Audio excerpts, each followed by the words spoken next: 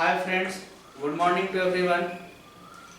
Today I am going to start second lecture of omission of article. जैसा कि पहले lecture में हमने देखा था कि आर्टिकल का प्रयोग कहाँ होता है और कहाँ नहीं होता है, और उसके पहले वीडियो लेक्चर हमने देखा था एन का यूज कहाँ होता है। तो ये सारी चीज़ की हम लोगों ने डिस्कशन कर चुके हैं पहले ही, लेकिन अब जो हम डिस्कशन करने जा रहे हैं, पिछले लेक्चर में केवल हम 6 रूल बताए थे ओमिशन ऑफ आर्टिकल का। आज हम लोग 7वां रूल करने जा रहे हैं ओमिशन ऑफ आर्टिकल का। ओमिशन ऑफ आर्टिकल का मतलब ये होता है कि कहाँ पे आर्टिकल का प्रयोग नहीं होगा। तो 7th रूल देखें। 7th रूल ये है कि आप सुने होंगे कि जितने धार्मिक ग्रंथ होते हैं,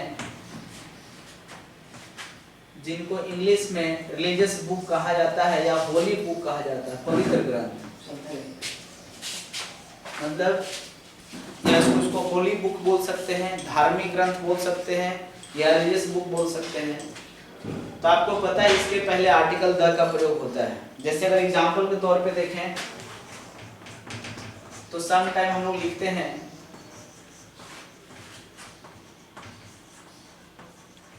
द रामायण,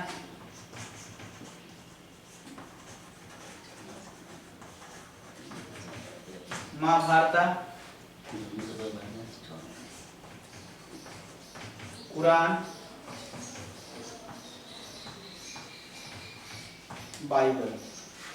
तो हमने देखा क्या कि जितने धार्मिक ग्रंथ होते हैं, इन सभी धार्मिक ग्रंथ के नाम के पहले आर्टिकल द का प्रयोग करते हैं। लेकिन कुछ ऐसे स्पेसिफिक कंडीशन भी हैं कि जहाँ पे धार्मिक ग्रंथ के नाम के पहले आर्टिकल द का प्रयोग नहीं होता है। तो कौन सा स्पेसिफिक कंडीशन हम उसके बारे में थोड़ा देखते हैं। आप यहाँ पे नोट भी कर सकते हैं।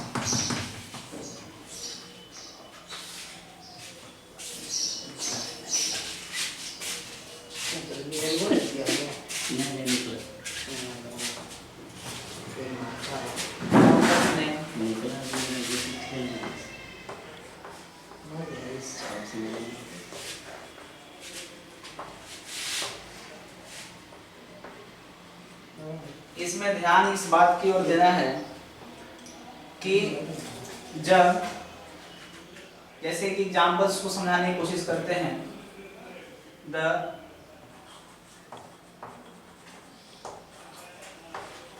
Ramayan was written by Valmiki. इसमें ध्यान ये देना है कि जब राइटर के नाम के पहले, जब राइटर के नाम के पहले अगर बुक का नाम हो तो वहां पे उस केस में हम आर्टिकल द का प्रयोग करते हैं। दोबारा देखें कि जब ऑथर के नाम के पहले अगर बुक का नाम दिया हो तो उस केस में हम इस बुक के नाम के पहले आर्टिकल द का प्रयोग करेंगे। लेकिन जब ऑथर के नाम के बाद अगर बुक का नाम दिया हो तो वहां पे आर्टिकल द का प्रयोग नहीं करेंगे। जैसे एक एग्जांपल में अगर इसको ऐसे देखें,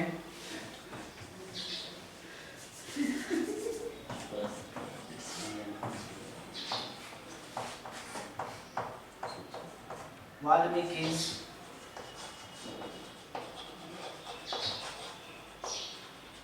रामायण। अब इसमें ये देखना है कि यहाँ पे ऑथर का नाम पहले है और बुक का नाम बाद में है, तो यहाँ पे आर्टिकल द का प्रयोग नहीं होगा। मतलब क्या कि आपको एक ही चीज ध्यान रखना है कि नॉर्मल केसेस में धार्मिक ग्रंथ के नाम के पहले, रिलीजियस बुक के नाम के पहले आर्टिकल द का प्रयोग होगा।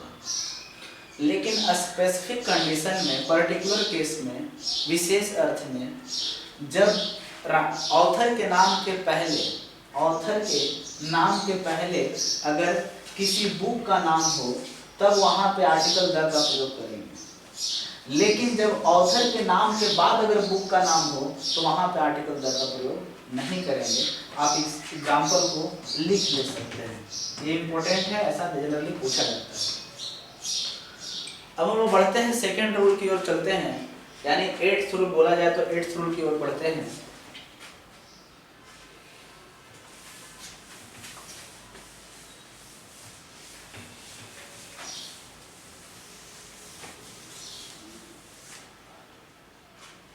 एट्थ रूल ये है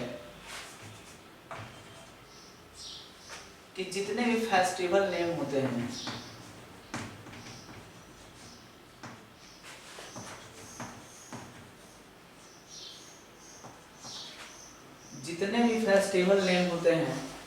उन सब के पहले आर्टिकल द का प्रयोग नहीं होता है।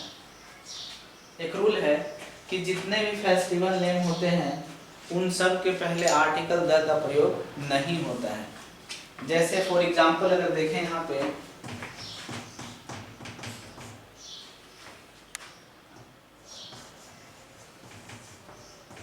The Holi is a colourful festival, अगर ये लिखें the Holi is a colourful festival, या ऐसे लिखें the Deepawali is my favourite festival. अब जैसे ये दो सेंटेंस है, हमने बताया क्या कि कभी भी फेस्टिवल के नाम के पहले कभी भी आर्टिकल द का प्रयोग नहीं होता है। नॉर्मल केसेस में कभी भी आर्टिकल द का प्रयोग नहीं होता है इसके पहले। तो ये सेंटेंस अगर द लगाकर लिखते हैं तो रॉन्ग है, अगर द तब जाकर ये सेंटेंस क्या होता है, सही होता है। लेकिन जब देखते हैं क्या कि जब एक टर्म जैसे एक हॉलीडेज या हॉलीडे, जब इन दोनों में से कोई भी एक टर्म अगर किसी फेस्टिवल के नाम के पहले ऐड हो जाता है या नाम के बाद अगर ऐड हो जाता है तो उस केस में द लगाना अनिवार्य हो जाता है। मतलब क्या देखते हैं कि जब भी कोई फेस्टिवल का नाम होगा उस फेस्टिवल के नाम के पहले या बाद में अगर हॉलीडेज या हॉलीडे नाम का कोई भी वर्ड या कोई भी टर्म अगर ऐड हो जाता है तो उस कंडीशन में आर्टिकल द का यूज करना कंपलसरी हो जाता है, अनिवार्य हो जाता है। जैसे फॉर एग्जांपल अगर हम इसको ऐसे देखें, इसके एग्जांपल में अगर ऐसे देखें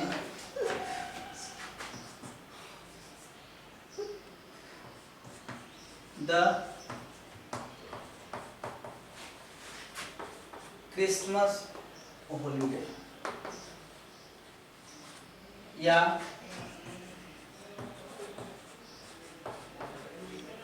दीपावली हॉलीडेज। मतलब आपको ये इंश्योर करना होगा कि किसी फेस्टिवल के नाम के बाद या पहले हॉलीडे या हॉलीडेज नाम का कोई टर्म जुटा हुआ रहेगा, लगा हुआ रहेगा, तब उसके पहले द का यूज करना बिल्कुल अनिवार्य माना जाता है। अब ये स्टेटमेंट सही है। मतलब यहाँ पे केस एक चीज को देखना है कि अगर नॉर्मल केसेस होगा जब स्पेसिफिक कंडीशन में नहीं होगा तो वहां पे हम किसी फेस्टिवल के नाम के पहले आर्टिकल द का प्रयोग नहीं करेंगे, लेकिन जब स्पेसिफिक कंडीशन होगा तो वहां पे आर्टिकल द का प्रयोग करना बिल्कुल अनिवार्य माना जाता है। तो ये थे हमारे 8th रूल। अब हम 9th रूल की ओर बढ़ते हैं।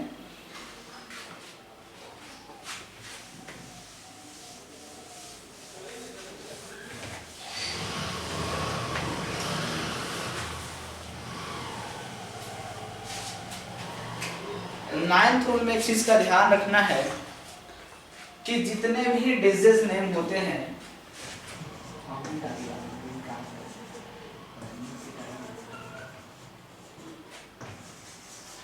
जितने भी बीमारियों के नाम होते हैं उनके पहले आर्टिकल द का प्रयोग नहीं होता है। ये 9th रूल कहता है कि जितने भी डिजीज नेम है, बीमारियों के नाम है, उनके पहले कभी भी आर्टिकल द का प्रयोग नहीं होता है। लेकिन पहले हम इसको नॉर्मल केसेस वाले देख लेते हैं। जैसे नॉर्मल केसेस में क्या है, द डायबिटिस। डायबिटिस का मतलब डायबिटीज को बोलते हैं डायबिटिस, हिंदी में इसको मधुमेह बोलते हैं। मतलब डायबिटिस क्या है, डिजीज का नाम है, बीमारी का नाम है, जो जनरली अक्सर किसी को हो जाता है। तो ये क्या है, इसके पहले आर्टिकल द का प्रयोग आपको नहीं करना है। या हम समटाइम ऐसे बोलते हैं टाइफाइड, या समटाइम बोलते हैं कैंसर, मलेरिया। मतलब नॉर्मल केसेस में आपको इस बात का ध्यान रखना है कि कभी भी हम डिजीज के नाम के पहले, बीमारी के नाम के पहले आर्टिकल द का प्रयोग ना करें। इसको सही में लिखना होता है तो इसको हम डायरेक्ट लिखते हैं डायबिटीज, या डायरेक्ट लिखेंगे टाइफाइड, कैंसर।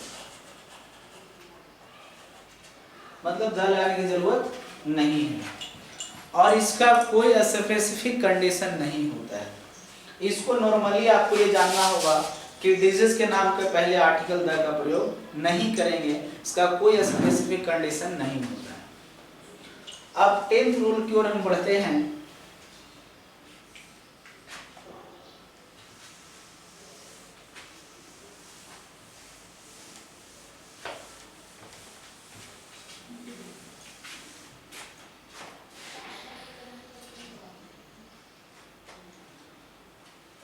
टेंथ रूल है कि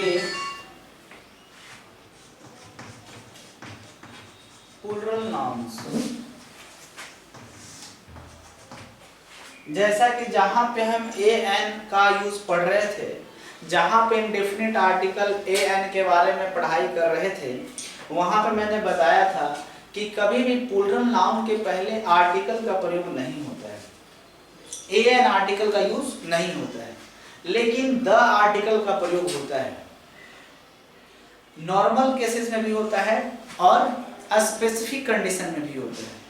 आपको दोनों को ध्यान रखना होगा, लेकिन आप ये बिल्कुल कंफर्म हो जाए कि ए एन का प्रयोग नहीं होगा।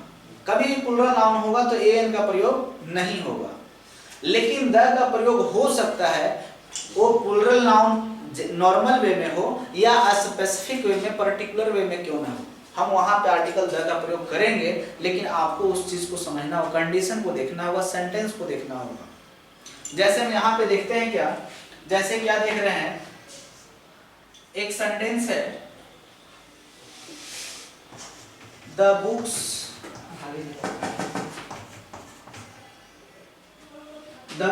Are made of papers. The books are made of papers, यानी जो किताबें हैं वो पेपर से बनाए जाते हैं। अब यहाँ पे हम द का प्रयोग, यहाँ पे देखेंगे सेंटेंस में हमने यहाँ पे द का प्रयोग किया है। क्या ये सेंटेंस सही है? तो अगर आपको बता दे जानकारी के लिए कि यहाँ पे द का प्रयोग सही नहीं है, इसलिए क्योंकि जितनी किताबें होती है वो सभी पेपर से ही बनाए जाते हैं, वो नॉर्मल है, वहां पे द का यूज करना कोई जरूरी नहीं है। और मैं आपको बताया था, जहां पे द का यूज पढ़ाया था, मैं आपको क्लियर किया था कि द का यूज केवल वहां हम लगाते हैं जहां पे कोई भी चीज विशेष अर्थ में हो, जहां कोई भी चीज स्पेसिफिक हो, जहां पे कोई चीज खास हो, वहां पे हम द का यूज करते हैं। यहाँ पे खास नहीं है, क्योंकि यहाँ पे जितनी किताबें भी बनती है सभी पेपर से ही बनती है, ये नॉर्मल है। जैसे एग्जाम्पल देखते हैं, यहाँ पे एक एग्जाम्पल है, दूध मीठा होता है। क्लियर है? और यहीं पे एग्जाम्पल लिखते हैं, दूध मीठा है। ये दोनों बिल्कुल सिंपल सेंटेंस हैं, बिल्कुल सिंपल सेंटेंस है। आप इन दोनों सेंटेंस को देखें, उसको ट्रांसलेट करके देखें इंग्लिश में, क्या बनता है इसका ट्रांसलेशन। जैसे दूध मीठा होता है, अगर इसको मुझे बनाना है तो क्या लिखेंगे, मिल्क इज स्वीट। अगर इसका मुझे ट्रांसलेशन बनाना है तो क्या लिखेंगे, द मिल्क इज स्वीट। अब देखिए दोनों का मतलब तो एक ही है, दोनों का मीनिंग तो लगभग एक ही है, लेकिन फिर एक में हमें द नहीं लगाए और एक में हमें द लगाने की जरूरत पड़ा। कारण क्या है? कारण ये है कि दूध मीठा होता है, ये नॉर्मल है, ये सच है कि दूध मीठा होता है। आप जहां भी देखें तो जो दूध होता है जनरली लोग उसको मीठा बोलते हैं, ये नॉर्मल है कि दूध मीठा होता है। जैसे बच्चे नटखट होते हैं, ये नॉर्मल है, लेकिन दूध मीठा है इसका मतलब क्या है, जो हमारे पास जो दूध है वो मीठा है, तो हमारे लिए क्या हो, खास हो गया। ये दूध मीठा है इसका मतलब क्या है कि वर्ल्ड में, पूरे दुनिया में जितने मिल्क हैं, जितने दूध हैं, सभी मीठा होते हैं।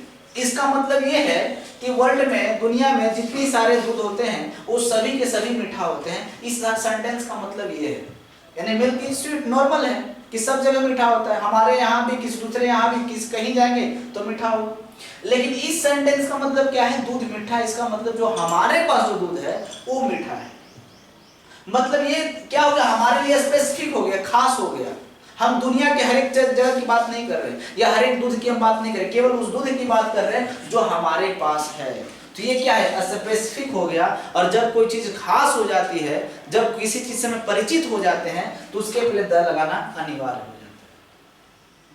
जैसे बोलते हैं बच्चे नटखट हैं, बच्चे नटखट होते हैं। जैसे एक सेंटेंस लेते हैं, बच्चे नटखट होते हैं, तो लिखते हैं क्या यहाँ पे, चिल्ड्रेन आर नॉटी। बच्चे नटखट होते हैं मतलब बदमाश होते हैं। ये सभी घर में जो बच्चे होते हैं चंचल होते हैं, नटखट होते हैं। तो ये सब जितने भी बच्चे होते सब की बात कर रहा है। लेकिन अगर यहां पे हम सिंपल अगर ऐसे लिखे, the children are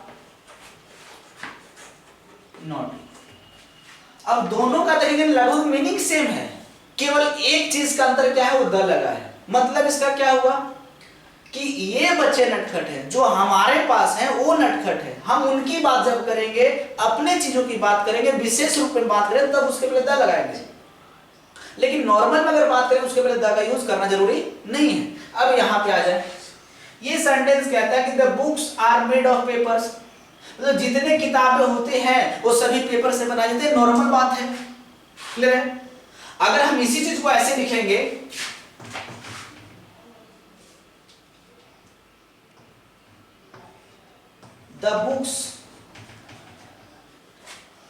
the book of Ram is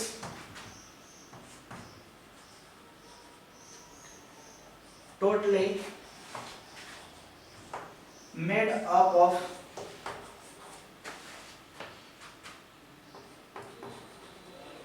plastic paper।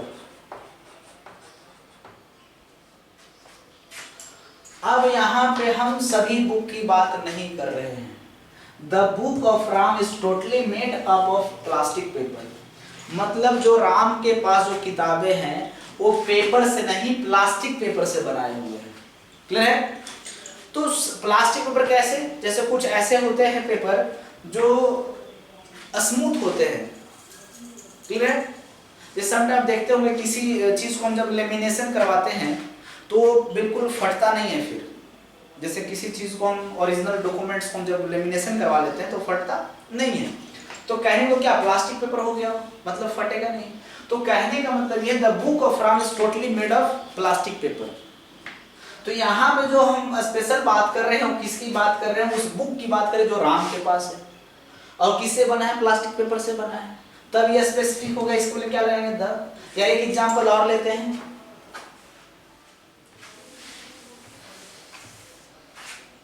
एक एग्जांपल लेते हैं, जैसे लिखते हैं यहाँ पे the mangoes of Bihar is the mangoes of Bihar is better than the mangoes of UP. मतलब इसमें क्या है, इसमें मतलब यह है कि हम कह रहे हैं कि the mangoes of Bihar is better than the mangoes of UP. कहने का मतलब यहाँ पे हम मैंगोज को क्या कंपैरिजन कर रहे हैं, एक पर्टिकुलर वे में किसी से रिलेट कर रहे हैं। अब यहाँ पे हम पूरे वर्ल्ड, पूरे दुनिया की आम की बात नहीं कर रहे हैं, यहाँ पे बात कर रहे हैं किसका, बिहार का, और यहाँ पे बात कर रहे हैं किसका, यूपी का। ये दोनों को हम क्या कर रहे हैं, कंपैरिजन कर रहे हैं। तो यहाँ पे आप देखिए क्या कि ये क्या है, प्लूरल नाउन्स है, और हम क्या कॉन्सेप्ट बताना चाह रहे हैं कि प्लूरल नाउन के पहले भी आर्टिकल का प्रयोग होता है, आर्टिकल द का प्रयोग होता है। क्लियर है? तो कहने का मतलब the mangoes of Bihar is better than the mangoes of UP.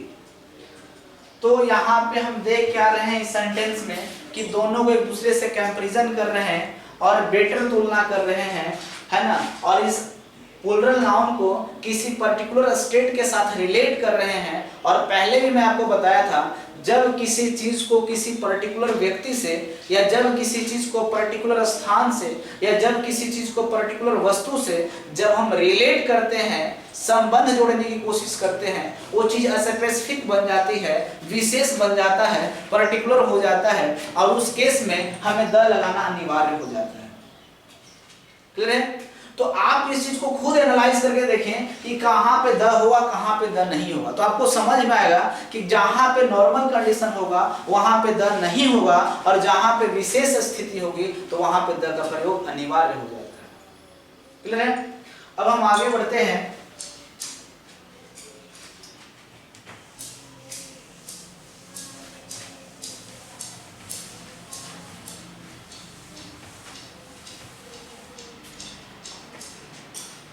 एक कंडीशन है family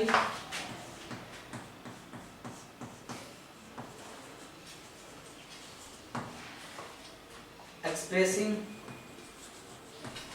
words, family expressing words.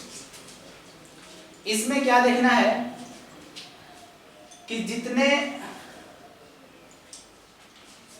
परिवार को एक्सप्रेस करने के लिए, या परिवार के किसी भी मेंबर को, किसी भी सदस्य को अभिव्यक्त करने के लिए किसी टर्म का जो हम यूज करते हैं, उसके पहले कभी भी आर्टिकल द का प्रयोग नहीं होता है। जैसे एग्जाम्पल के तौर पे अगर देखें हम, तो सपोज लिखते हैं ऐसे,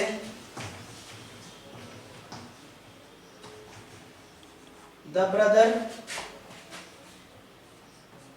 will come soon, the brother will come soon। अब इसका मतलब क्या है, इसका मतलब ये है कि ये ब्रदर क्या है, ये फैमिली को शो कर रहा है, फैमिली किसी मेंबर को शो कर रहा है। और जब भी किसी फैमिली किसी मेंबर को शो करेगा तो आपको बताया गया है उस केस में हम आर्टिकल का प्रयोग नहीं करते हैं, उस केस में हम आर्टिकल का प्रयोग नहीं करते हैं। चाहे कभी भी the father, the mother, the brother, the sister, the uncle, the aunt, ऐसे वर्ड कभी हम नहीं बोलते हैं, ना ग्रामर में ना स्पोकन में, क्योंकि किसी भी फैमिली को एक्सप्रेस करने वाले वर्ड के पहले कभी भी आर्टिकल द का प्रयोग नहीं होता है। क्लियर है? तो आपको इस चीज को ध्यान रखना होगा कि अगर इस सेंटेंस को मुझे सही करना है तो इस सेंटेंस में से क्या करना पड़ेगा, द को रिमूव करना पड़ेगा। अब ये सेंटेंस क्या हो गया, सही हो गया। तो ये छोटी छोटी चीजें हैं, छोटा छोटा कॉन्सेप्ट है, लेकिन सम टाइम एग्जामिनेशन जब हम जाते हैं तो वहां पे प्रेजेंस ऑफ माइंड ना होने के कारण यही क्वेश्चन वहां गलत कर जाते हैं। जबकि छोटी सी चीज है, ये छोटा सा कॉन्सेप्ट है, लेकिन आपको ध्यान इस बात पे देना है कि कभी भी अगर फैमिली एक्सप्रेसिंग वर्ड होगा तो उसके पहले कभी आर्टिकल द का प्रयोग नहीं होगा। लेकिन सम टाइम एक वर्ड है, जैसे हम बात करते हैं यहाँ पे फादर, एक यहाँ पे बात करते हैं फादर, जैसे फादर एक टर्म है ना, तो ये घर में भी पिताजी को बोल देते हैं फादर। लेकिन आप याद करें कि सम टाइम फादर का प्रयोग हम किसी स्कूल के प्रिंसिपल को डिनोट करने के लिए भी करते हैं। अब जितने भी क्रिश्चियन स्कूल होते हैं, है ना, उसमें हम लोग प्रिंसिपल को क्या बोलते हैं? फादर बोलते हैं। तो उस केस में फादर के पहले द का प्रयोग हो सकता है, लेकिन नॉर्मल केसेस में अगर पिताजी को फादर बोलना हो, है ना, या माता जी को मदर बोलना हो, तो उस केस में इसका हम यूज नहीं करेंगे। हाँ, लेकिन अगर किसी स्कूल के प्रधानाचार्य को, अगर किसी स्कूल के प्रिंसिपल को हमें डिनोट करना है तो उस केस में हम फादर का प्रयोग कर सकते हैं, उसके पहले द का यूज कर सकते हैं, कोई प्रॉब्लम नहीं है। जैसे कि एग्जांपल लेते हैं, the father of my school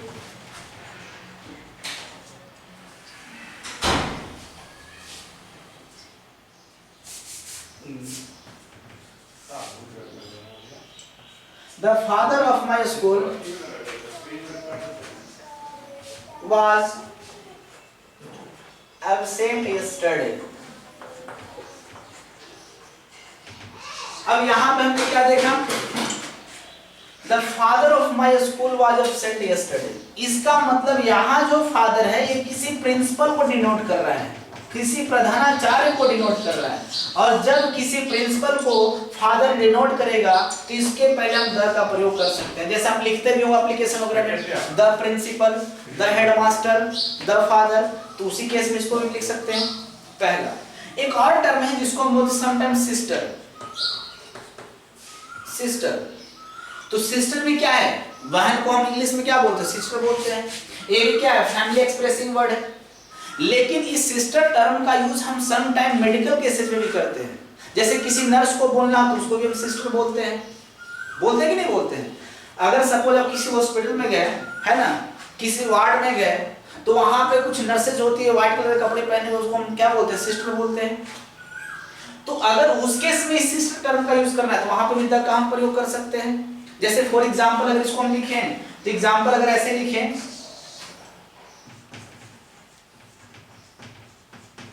the sister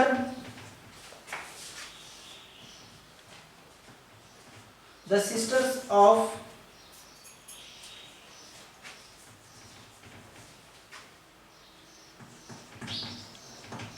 PMCH was absent yesterday। यहाँ पे मैंने लिखा the sister of PMCH was absent yesterday. इसका मतलब कल जो सिस्टर थी PMCH की वो नहीं आई थी, मतलब नर्स नहीं आई थी। तो यहाँ पे जो सिस्टर है वो किसको हम रिप्रेजेंट कर रहे हैं? यहाँ पे हम नर्स को, यानी मेडिकल हेल्पर को हम शो कर रहे हैं। क्लियर है? तो आपको नॉर्मल केसेस में एक चीज का ध्यान रखना है कि हम कभी भी परिवार से संबंधित जब उनके नाम लिए जाते हैं, जैसे फैमिली मेंबर हो, जैसे father, mother, sister, brother, uncle, aunty, तो कभी भी उसके पहले द का प्रयोग नहीं करेंगे। लेकिन जब उन्हीं का यूज किसी दूसरे टर्म अगर हम करते हैं तो वहां पे द का प्रयोग करना अनिवार्य हो जाता है, जरूरी हो जाता है। आगे बढ़ते हैं, इस चीज को ध्यान रखेंगे।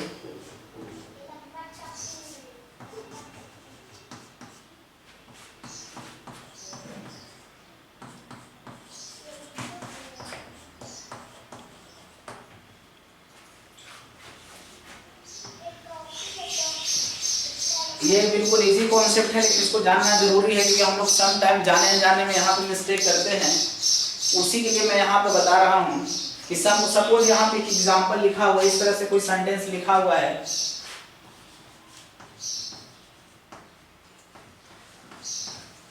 राम्स बुक, जैसे ये लिखा हुआ राम्स बुक, क्लियर है? ये सिंपल है। अगर इसी को मुझे तोड़ना होगा, इसका मतलब क्या है? अगर इसको हम सिंपल में ऐसे लिखें,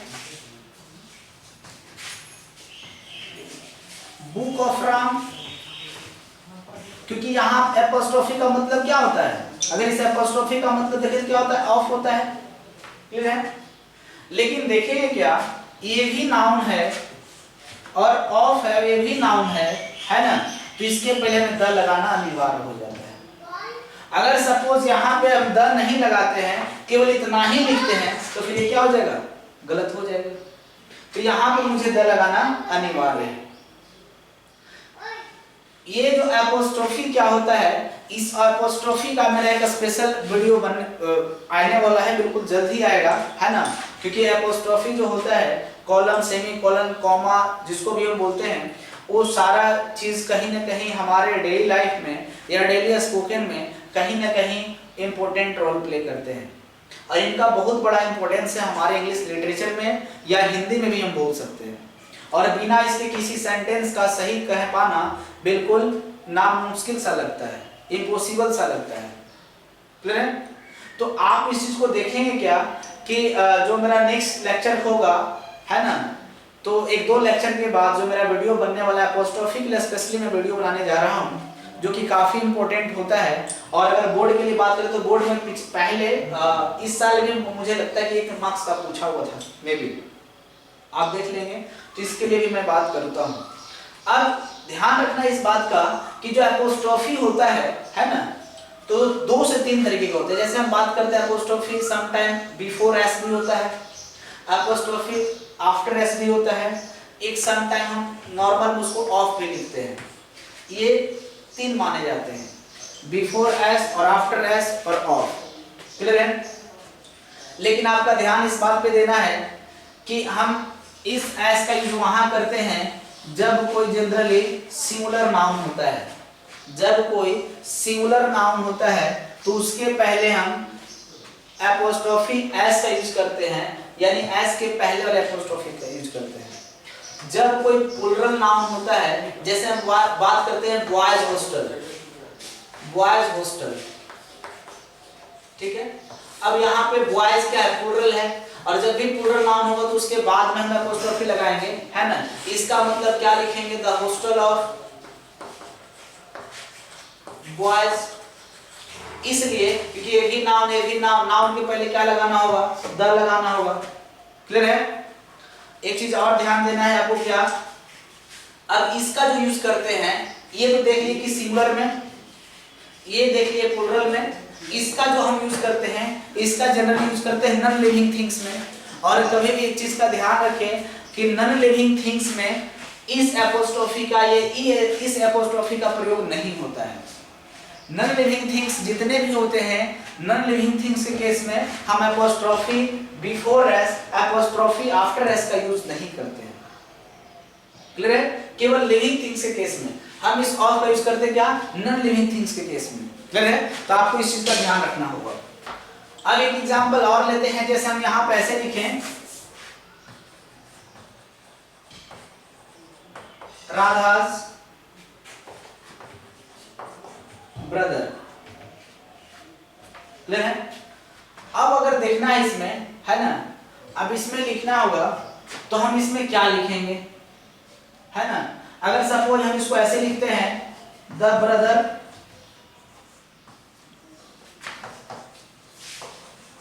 ऑफ राधा, ठीक है, द ब्रदर ऑफ राधा। अब ये तो है कि ये भी नाउन है, ये भी नाउन है, तो इसके पहले द लिखेंगे कि नहीं लिखेंगे? अभी हम समझाए थे कि जब भी कोई फैमिली एक्सप्रेसिंग वर्ड है उसके पहले द नहीं लगाना है, लेकिन यहाँ पे लिखेंगे कि नहीं लिखेंगे? तो आपको एक चीज का ध्यान रखना है कि यहाँ पे सभी के भाई के बारे में बात नहीं हो रही है, केवल राधा के बारे में बात हो रही है, तो इसके पहले द लग सकता है। लेकिन इसका भी एक कंडीशन होता है, इसका भी एक इम्पोर्टेंट कंडीशन होता है जिसकी चर्चा मैं अगले लेक्चर में जरूर करूंगा, क्योंकि ये जो कॉन्सेप्ट है ये बहुत इंपॉर्टेंट होता है। अभी फिलहाल मैं जितना बताया हूँ आप उस चीज को जरूर रिवाइज करें। इस कॉन्सेप्ट को फिर मैं एक बार डिस्कस करूंगा तब जब मैं अपोस्ट्रोफी का वीडियो लेक्चर जब बनाऊंगा अपोस्ट्रोफी से रिलेटेड, तब उस चीज में इसका जरूर हम जिक्र करेंगे, उसको जरूर एक्सप्लेन करेंगे। क्लियर है? अब एक चीज छोटा सा आपको ध्यान देना है कि आप कोई बुक को फॉलो करें, ऑक्सफोर्ड बुक कुछ बच्चे फॉलो करते हैं, कुछ लुसेंट को फॉलो करते हैं, कुछ कंपटीशन लेवल का किरण पब्लिकेशन को बनाते हैं, अरिहंत पब्लिकेशन को बनाते हैं। आप किसी भी बुक को फॉलो करें, आप किसी बुक का क्वेश्चन आर्टिकल से रिलेटेड बनाएं, आर्टिकल का सबसे पहले आप पूरे वीडियो को देख लें, है ना, जितना ही वीडियो बना है आर्टिकल से रिलेटेड आप उसको सबसे पहले देख लें। देखने के बाद आप किसी बुक को फॉलो करें, क्वेश्चन बनाकर देखें, बिल्कुल 110% की गारंटी कि आपसे क्वेश्चन सोल्व होगा। अगर आपसे क्वेश्चन उसमें सोल्व नहीं होता है तो फिर से कॉन्सेप्ट लेने की जरूरत है। हाँ, जहां पे भी डाउट होता है आप जरूर हमारे कमेंट बॉक्स में कमेंट करें, आपका डाउट बिल्कुल हम क्लियर करेंगे। क्लियर है? तो जस्ट इसमें भी टाइम नहीं है क्योंकि कुछ अर्जेंट वर्क है। हम नेक्स्ट वीडियो में जरूर हम इस पे क्वेश्चन बनाने की कोशिश करेंगे, और क्वेश्चन जो इस पे होगा मैक्सिमम जो नेक्स्ट क्लास होगा वो क्वेश्चन का ही होगा, उसमें कोई कॉन्सेप्ट नहीं होगा, नॉर्मल क्वेश्चन का ही होगा, है ना। तो आपको ये वीडियो कैसा लगा आप हमारे बिल्कुल कमेंट बॉक्स में रिप्लाई जरूर करेंगे। हाँ, उनको हम देखेंगे, अगर मुझे और इम्प्रूवमेंट करने की जरूरत होगी तो जरूर करेंगे। क्लियर है? Okay, thanks for watching video.